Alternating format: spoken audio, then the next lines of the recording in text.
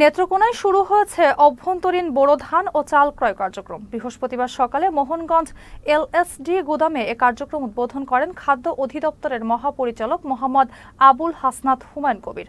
জেলা প্রশাসক বনানী বিশ্বাসের সভাপতিত্বে অনুষ্ঠানে ময়মনসিংহ বিভাগের আঞ্চলিক খাদ্য নিয়ন্ত্রক আবু নায়েম মোহাম্মদ শফিউল আলম সহ নেত্রকোনা খাদ্য বিভাগের কর্মকর্তারা উপস্থিত ছিলেন। নেত্রকোনা 10 উপজেলায় আজ 24 এপ্রিল থেকে 31 আগস্টের মধ্যে এবছর মোট বোরো ধান সংগ্রহ করা হবে 13,432 মেট্রিক টন ও সিদ্ধ চাল সংগ্রহ করা হবে 61,161 মেট্রিক টন।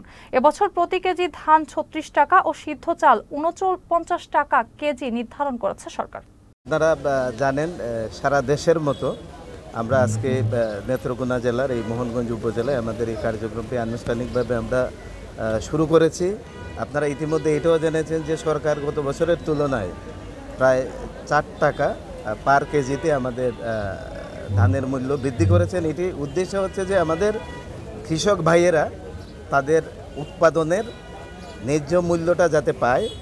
আমরা আশা করব যে আমাদের এই প্রক্রিয়া আপনাদের সবার সহযোগিতায় আমরা সঠিকভাবে আমরা এটা সমাপ্ত করতে পারবো এবং আমাদের কৃষকরা কোনো পর্যায়ে হয়রানির শিকার হবে না। যদি হয়, আমি আপনাদের কথা দিচ্ছি, এখানে আমাদের জেলা প্রশাসক আছেন, আমাদের বিভাগীয় খাদ্য নিয়ন্ত্রক আছেন, আমরা কঠোর হস্তে এটি দমন করব। আমাদের উদ্দেশ্য হচ্ছে যে আমাদের কৃষক যাতে তার পরিশ্রমের পারিশ্রমিকটা যাতে পায়।